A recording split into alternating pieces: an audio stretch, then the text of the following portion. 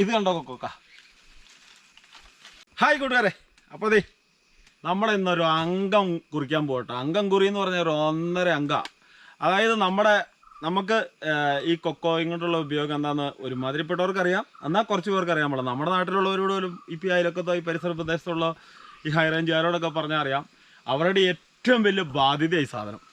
അതെന്താണെന്ന് വെച്ച് കഴിഞ്ഞാൽ, ബാധ്യത എന്ന് പറഞ്ഞു കഴിഞ്ഞാൽ ഇപ്പോൾ ഈ സംഭവം വെച്ചേക്കണ ഒരേ ഏക്കർ സ്ഥലമാണ്. ഈ ഒരേ ഏക്കർ സ്ഥലത്ത് വേറെ ഒരു കൃഷിയും ചെയ്യാൻ പറ്റില്ല.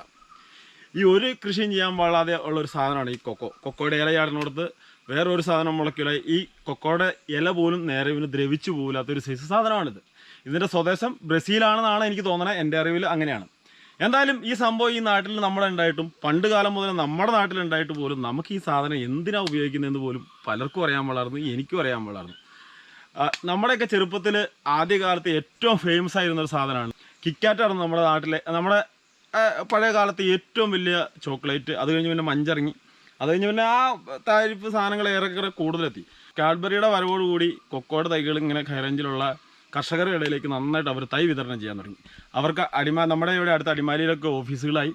അങ്ങനെ അവർ തൈ വിതരണം ചെയ്യുക. അങ്ങനെ കൊക്കോ ഇങ്ങനെ വ്യാപകമായി ഇങ്ങനെ ഇവിടെ ഉണ്ടായി.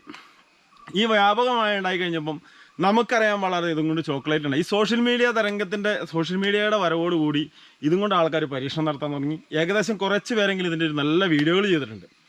അപ്പോൾ ഞാൻ അതുപോലൊരു വീഡിയോ കണ്ടിപ്പെട്ടു. അന്നേരം ഓർത്തു, നമുക്കും ഇതുപോലെ നമ്മുടെ വീട്ടിൽ ഇഷ്ടം പോലെയുള്ള സംഭവങ്ങൾ വെച്ച് നമുക്ക് ഒരു ചോക്ലേറ്റ് ഉണ്ടാക്കാമല്ലോ എന്ന് ഓർത്തു.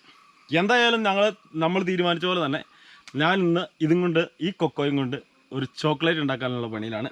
ഇതെന്തായാലും കുറച്ച് ദിവസം വേണ്ടി എടുക്കും. ഇത് നമ്മൾ പൊട്ടിക്കണം മുതൽ ഉണങ്ങുന്നത്, അത് കഴിഞ്ഞ് വറക്കുന്നത്, അത് ഞാരക്കുന്നത്, അത് ചോക്ലേറ്റായി ഫില്ല് ചെയ്ത് വെക്കുന്നവരെ നമ്മൾ വീഡിയോ ചെയ്യുന്നുണ്ട്. തീർച്ചയായിട്ടും നമ്മുടെ ചാനൽ ആദ്യമായിട്ട് കാണണമെങ്കിൽ ചാനൽ സബ്സ്ക്രൈബ് ചെയ്യുക, തൊട്ടടുത്തുള്ള ബെല്ലൈക്കൺ കൂടെ എനേബിൾ ചെയ്യുക. അതുപോലെ തന്നെ ഈ കൊക്കോ പറിച്ച് പണ്ട് സ്കൂളിലൊക്കെ പോയിക്കൊണ്ടിരുന്നത്, അതായത് ഒരു 10 വർഷം ബാക്കിലേക്ക് സ്കൂളിൽ പോയിക്കൊണ്ടിരുന്നത്. ഇന്നത്തെ പിള്ളേരൊക്കെ അല്ലേ ഏറ്റവും കൂടുതൽ സ്കൂളിൽ പോയിക്കൊണ്ടിരുന്ന സമയത്ത്. ഇപ്പോഴുള്ള പിള്ളേരെന്ന് പറയുമ്പോൾ ബസ്സിൽ അല്ലെങ്കിൽ വണ്ടിയിലൊക്കെയാണ് സ്കൂളിലേക്ക് പോകണേ. പണ്ട് കാലത്തുള്ള പിള്ളേർ, നമ്മുടെ ഹൈ റേഞ്ചിലുള്ള പിള്ളേരിൽ ഏറ്റവും കൂടുതൽ നടന്നാണ് സ്കൂളിൽ പോയിക്കൊണ്ടിരുന്നത്. ആ സമയങ്ങളിൽ അയലക്കത്തുള്ള ചേട്ടന്മാരുടെ പറമ്പിൽ നിന്ന് കൊക്കോ എത്ര പേര് കട്ടുപറിച്ചിട്ടുണ്ട്. ഞാൻ കട്ടുപറിച്ച് തിന്നുണ്ട് കേട്ടോ. മൂക്കണേന് മുമ്പ് വരെ കട്ടുപറിച്ച് തിന്നിട്ടുണ്ട്. അതിന് പ്രശ്നങ്ങളും ഉണ്ടായിട്ടില്ല. പക്ഷേ അന്ന് ഇതൊക്കെ എന്ത് സംഭവമാണ്, ഇതിന് ഭയങ്കര ടേസ്റ്റായി തിന്നാനുള്ള ആഗ്രഹം കൊണ്ട് ചെയ്താണ്. ഇപ്പം നമുക്ക് ഓർക്കുമ്പോൾ അത് തെറ്റായി പോകുമെന്ന് തോന്നുന്നുണ്ട്. എന്തായാലും കൊള്ളാം. നമ്മുടെ മനോഹരമായ വീഡിയോയിലേക്ക് എല്ലാവർക്കും സ്വാഗതം. അപ്പോൾ വീഡിയോയിലേക്ക് പോകാം. അപ്പോൾ നമുക്ക് കൊക്കോ ഒരെണ്ണം കിട്ടി കേട്ടോ. ഇനിയിപ്പോൾ കുറച്ച് കൊക്കോ അപ്പറയപ്പുണ്ട്, അതെല്ലാം കൂടെ നമുക്ക് പറിക്കാം. ഈ തോട്ടിയൊക്കെ എടുത്തിട്ട് നമുക്ക് അങ്ങ് പോയി നോക്കാം.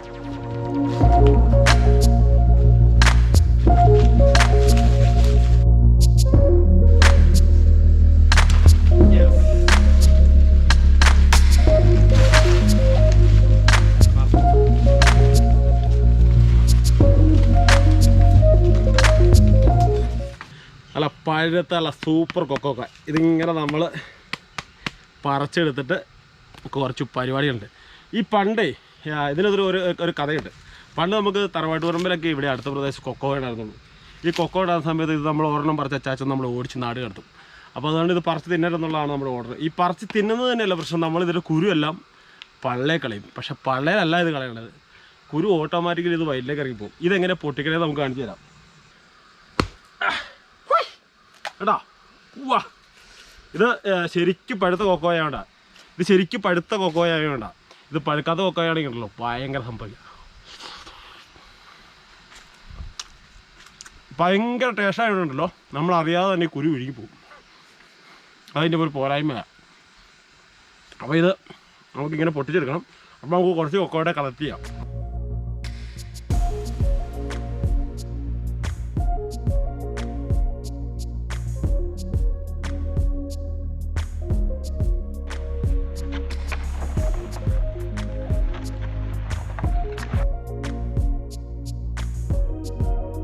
ഇതുണ്ടോ, ഇത് കൊക്കോയുടെ പൂവ് കേട്ടോ.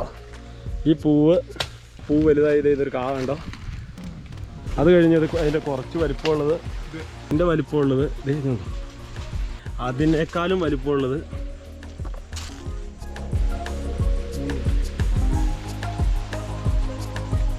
മേളിൽ കുറച്ചുണ്ട്. അത് പറിക്കാം. നമ്മുടെ കൂടെ ചോക്ലേറ്റ് ഉണ്ടാക്കാൻ സഹായിക്കാറുണ്ട് നമ്മുടെ അനിയനാട്ടോ. ഭയങ്കരമായിട്ട് കൊക്കോ പറിച്ചുകൊണ്ടിരിക്കുക. നമ്മളെ ഭയങ്കര സഹായം സഹായിക്കണം. തലയിലേക്ക് കൊക്കോ പറിച്ചിടാൻ സാധ്യതയുണ്ട്. കൊണ്ടിരിക്കണു ഓരോ ഇത്രയും വരെ നമ്മൾ ആയിക്കോട്ടോ. അതുകൊണ്ടോ അതുകൊണ്ട് ഇത്രയും കൊക്കോ പറിച്ചു. ഇനിയും കുറച്ചുകൂടെ വേണം. നമുക്ക് തേയില പണിയുണ്ട്. പണി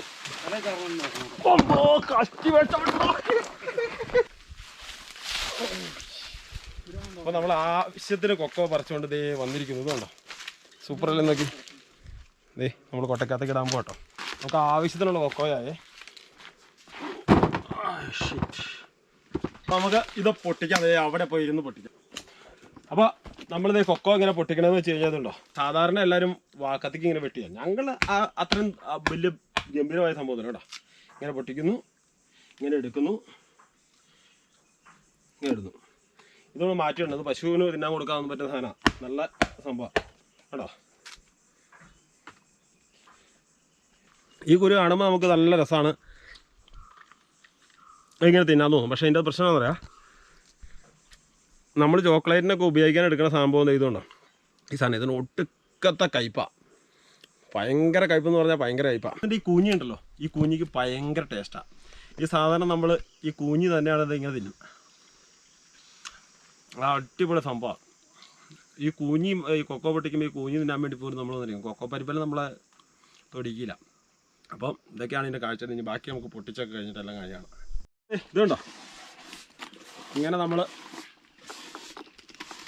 കൊക്കോക്കത് പറിച്ച് നല്ല സംവിധാനമാക്കി സെറ്റപ്പാക്കി ഇത് പൊട്ടിച്ചത് ഇങ്ങനെയാക്കി. ഇനി ഇതുവരെ ഒന്ന് കഴുകി വാരി നമുക്ക് ഉണങ്ങാനിടാം. അതാണ് നമ്മുടെ അടുത്ത പരിപാടി. കേട്ടോ, നമ്മളിത് ഇതുകൊണ്ടോ ഈ കൊക്കോയുടെ ഇതിൻ്റെ അകത്ത് പുറത്തൊരു സംഭവമുണ്ട്, വഴുവഴുപ്പ്. ആ സംഭവം ശരിക്ക് കഴുകി കളഞ്ഞിട്ട് വേഗം ഉണങ്ങി കിട്ടാൻ വേണ്ടിയാണ്. നമുക്ക് 2 ദിവസത്തിനുള്ളിൽ ഉണങ്ങി കിട്ടണം. അപ്പോൾ അത് കാരണം എന്തെങ്കിലും നമ്മൾ ഇതിങ്ങനെ കഴുകി എടുക്കുകയാണെ നന്നായിട്ട് കഴുകി നല്ല ക്ലിയറാക്കി എടുക്കണം. എന്നിട്ട് നമുക്ക് പാറ കൊണ്ടുവന്നതാണ്. അപ്പോൾ അതെ കൊക്കോ പരിപ്പ് കൊക്കോ നമ്മളിവിടെ കൊണ്ടുവന്ന് പാറയിൽ വെയിലത്തിടാൻ പോകാം കേട്ടോ. അതെ ഇങ്ങനെ അങ്ങ് ഇട്ട് കൊടുക്കണേ.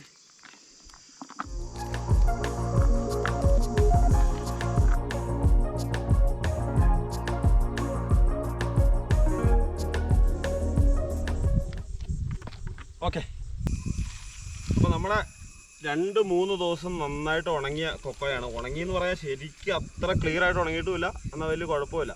അതെന്ന് വെച്ചാൽ നല്ല മൂടലും കാലാവസ്ഥ നമുക്ക് അനുയോജ്യമല്ലാത്തതുകൊണ്ട് ചെറിയ പ്രശ്നമുണ്ട്. അപ്പോൾ നമ്മളൊന്ന് ഇതെല്ലാം വാരി നമുക്കൊന്ന് വറുത്തെടുക്കണം. അതിനുള്ള പണിയാണ് നമ്മൾ നോക്കണേ. അപ്പോൾ അടുപ്പിൽ തീ പൂട്ടാൻ നമ്മുടെ കൂടെ ഇന്ന് സഹായിക്കാൻ ഒരാളുണ്ട്. 2-3 പേരുണ്ട്, പിള്ളേർ സെറ്റൊക്കെ ഉണ്ട്. അപ്പോൾ നമുക്കൊന്ന് ഇതൊന്ന് വറുത്തെടുക്കാനുള്ള സംഭവം നോക്കാം കേട്ടോ.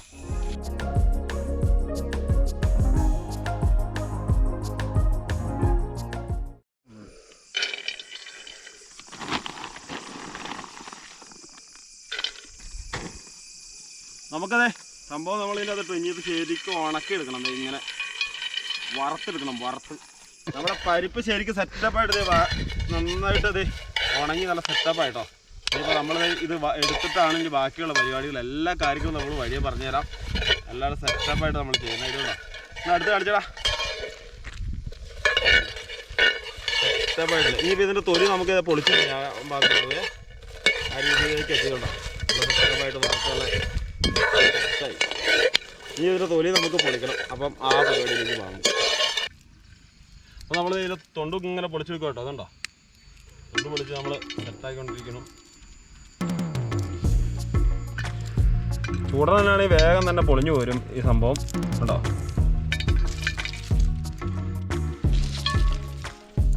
അപ്പോൾ അതെ നമ്മളിത് ഇങ്ങനെ കേട്ടോ അത് പൊളിച്ചെടുക്കണതുണ്ടോ.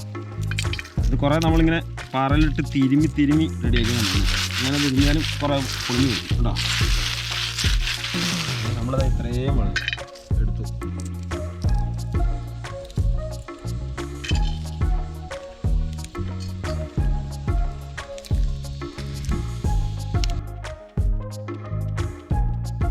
ഇനി നമ്മുടെ കൊക്കോ പരിപ്പ് എല്ലാം റെഡിയായി. ഇനിയിപ്പോൾ നമുക്കിത് കൊണ്ടുപോയി അരയ്ക്കണം. കുറച്ച് പരിപാടികളുണ്ട്, അതൊക്കെ നമുക്ക് വഴിയെ തന്നെ കാണാം. അപ്പോൾ നമുക്ക് ഇത് അരയ്ക്കാനുള്ള പരിപാടി നോക്കാം. അപ്പോൾ അതെ നമ്മളത് മിക്സിക്കകത്തിട്ട് പൊടിക്കാൻ പോവില്ല, അരയ്ക്കാൻ പോവാണ്. ഇതിനകത്ത് വെള്ളമൊന്നും ചേർക്കണ്ട. ഇതിന് അത്യാവശ്യം ഒരു എണ്ണമയം ഉണ്ടാവുന്നതാണ് പറഞ്ഞത്. അപ്പോൾ നമുക്ക് നോക്കാൻ തരാം.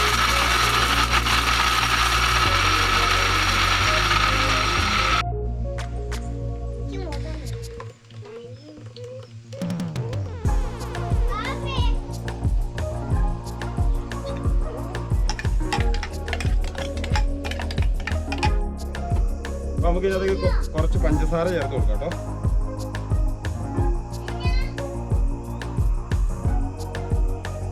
ഒരു ഡപ്പ പാൽപ്പൊടി ചേർത്ത് കൊടുക്കും. നന്നായിട്ട് ഇളക്കി മിക്സ് ചെയ്യാം.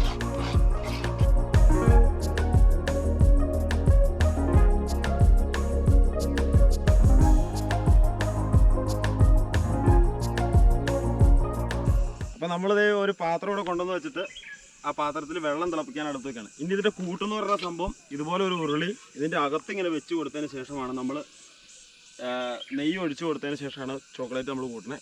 അപ്പോൾ നമുക്ക് ആ കാഴ്ചയിലേക്ക് പോകാം കേട്ടോ. അതിന് കുറച്ച് പരിപാടി ഉണ്ട്. ഈ വെള്ളം ശരിക്കും തിളക്കണം. എന്നിട്ട് അതിൻ്റെ മേലെ ഈ ഉരുളി ചൂടാവുന്ന രീതിക്ക് വേണം നമുക്ക് കാര്യങ്ങൾ ചെയ്യാം. നല്ല പശുവിൻ നാടൻ നെയ്യാണ് നമ്മൾ ഒഴിച്ചു കൊടുക്കുന്നത് കേട്ടോ. ഇത്ര നെയ്യങ്ങ് ഒഴിച്ചു കൊടുക്കണം. നെയ്യങ്ങ് ഒഴിച്ച് കഴിയുമ്പോഴത്തേനും സംഭവം റെഡിയാവും. എന്നിട്ട് ഇതിൻ്റെ അകത്തേക്കാണ് നമ്മൾ ചോക്ലേറ്റ് കൂട്ടാൻ പോണത്. ഇനി നല്ല അടിപൊളിയായിട്ടോ, നല്ല സംഭവമായിട്ട്. ഇനി നമുക്ക് ഇതിൻ്റെ അകത്തേക്ക് ഇച്ചിരി പരിപാടിയുണ്ട്. ഒഴിച്ചു കൊടുക്കാം. പാൽപ്പൊടി നമ്മൾ ഇതിൻ്റെ അകത്ത് മിക്സ് ചെയ്തായിരുന്നേ, അത് നമ്മൾ ഇതിൻ്റെ അകത്തേക്ക് ഒഴിച്ചു കൊടുക്കുകയാണ്.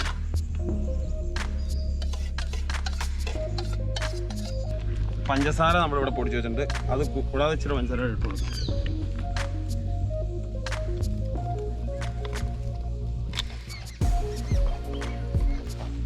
അപ്പോൾ നമ്മുടെ ചോക്ലേറ്റ് ഏകദേശം ഉണ്ടോ നല്ല സൂപ്പറായിട്ട് കുറുകി വന്നിട്ടുണ്ട്. അപ്പോൾ ഒരു ഇച്ചിരിയോടെ നേരോടെ നമുക്കിത് വെച്ചതിന് ശേഷം നമുക്കിത് കൊണ്ടുവന്ന് ട്രൈക്കകത്താക്കി ഫ്രീസറിൽ എടുത്ത്. അപ്പോൾ ഇതൊന്ന് ഒന്ന് ചൂടാറിയതിന് ശേഷം ഇതുകൊണ്ടോ ഇപ്പോൾ ഏകദേശം നല്ല സെറ്റപ്പ് മയത്തിലായിട്ടുണ്ട്. സെറ്റപ്പ് ആയിക്കൊണ്ടിരിക്കുന്നു. നല്ല സെറ്റപ്പായി പാകമായിക്കൊണ്ടിരിക്കുകയാണ് നമ്മുടെ ചോക്ലേറ്റ്. നമ്മുടെ സഹായിക്കാനായി ഉണ്ണി ഓക്കെടാ, ജിബിൻ ചേട്ടായി, ചാച്ചൻ, ഇതെല്ലാം മുക്കറിമാരും കൂടി കേട്ടോ ഞങ്ങൾ ഉണ്ടാക്കണേ. അപ്പോൾ നമ്മുടെ ചോക്ലേറ്റ് നല്ല പരിവായി. അപ്പോൾ നമുക്കിനി ഇത് എടുത്തു കൊണ്ടെന്ന് വെച്ചിട്ട് കുറച്ച് നേരം ഒന്ന് ആറാൻ വെക്കണം.